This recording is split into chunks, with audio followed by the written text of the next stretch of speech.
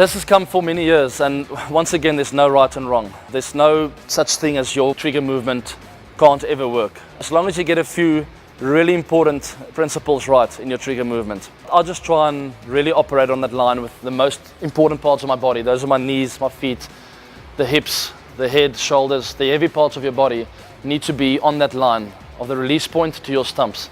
Never leave that line. The minute you go there or here, you're in trouble. You need to operate on that line the whole way. So you'll see my feet are always more or less shoulder width apart because that's where I'm the strongest, and I try to be still.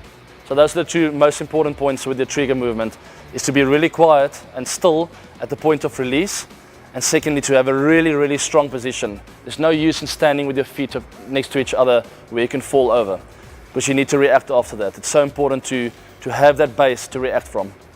Alright, so the back and across, I've spoken about lines, and before I go out to bat, I'll try and practice a little bit shadow batting in the change room. I sort of picture a bowler bowling to me, I draw that line, and I'll just do a few back and acrosses in that line. Alright, if the ball's full, obviously it's back and across, dead still, and it's one movement from there into your front foot shot. If the ball's short, you'll go back and across, there'll be a short trigger after that, and then rocking back onto your back foot. So that's a little bit complicated, but it happens naturally, you don't have to think about it. Alright, so it's back and across. If it's short, just a little step and back. If it's not short, it's one movement. Alright, so that's all I think of, and that's why the trigger movement is there, is to get a bit of rhythm, to make sure you're still when the bowler's releasing the ball.